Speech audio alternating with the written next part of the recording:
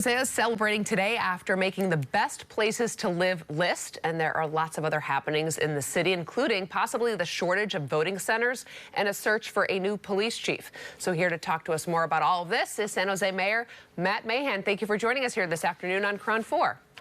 Hi, Justine. Thanks for having me. Of course. So I kind of wanted to start with this possible shortage of voting centers since primary election day is coming up on Tuesday. They're saying, some of the reports out there are saying that there's a shortage of voting centers in the districts that are actually having races that people are voting on this year. The districts where there aren't really contentious races, they have plenty of places where people can turn in their ballots and votes, but the places where there are issues on the ballot, they can't turn in their ballots. So I'm wondering what you think about this situation and what you're doing to fix it. Yeah, so I'm reaching out to the county registrar along with other elected officials in San Jose just to understand their coverage plan, what they're seeing out in the field. As you know, the election process is managed by the county, not the city, and our county registrar is responsible for providing the many ways that people can vote. I think the important message is that people have many options for voting. Every ballot should have been sent to voters in the mail. They are pre-postmarked. You do not need to add any postage. You can drop it off.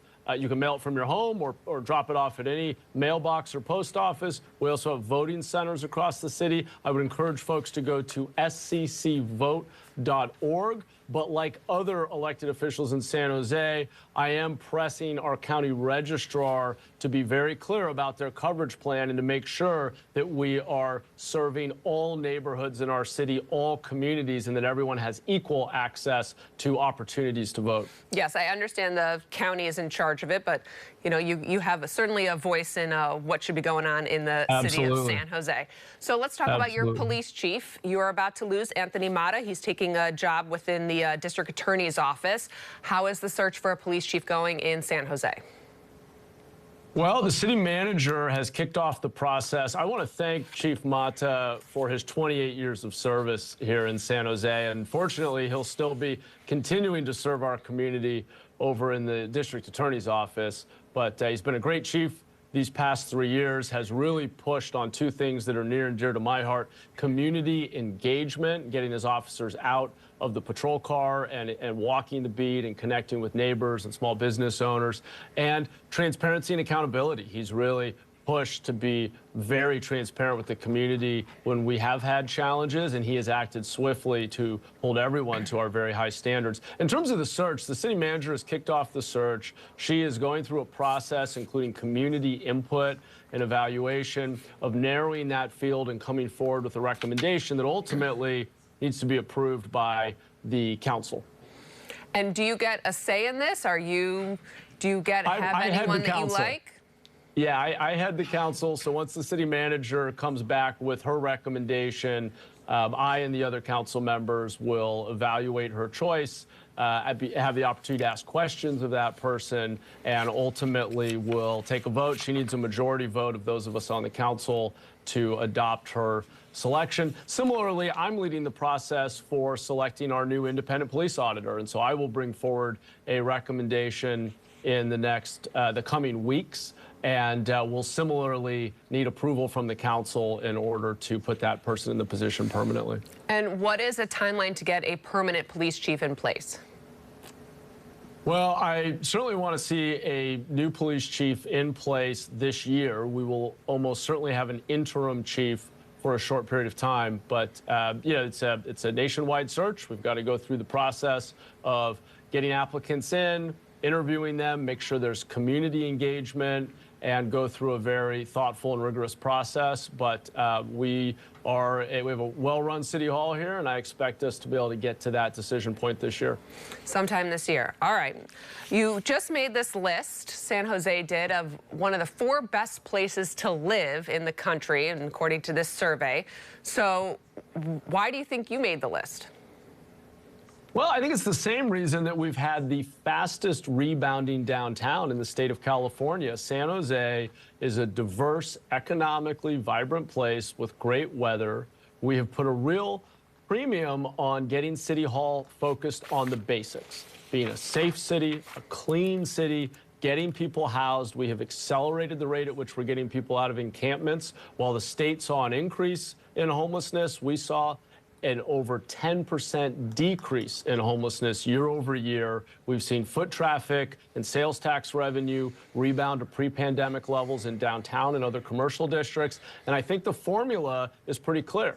Create an environment that's safe, that's clean, where people are housed, speed up permitting, and the rest will come together. We've got tremendous capacity in our community and our private sector to fill in the rest. And so we are seeing a positive rebound here in San Jose. So on Tuesday, you're up for re-election. We should note that. It's kind of gone a little under the radar. You only have one opponent named Tyrone Wade. We haven't really seen you doing like that much campaigning or maybe possibly ads out there. Just wondering why you've put, I know you probably really want this job again, but why has there not been such like a big shouting, hey, I'm running for mayor kind of campaign?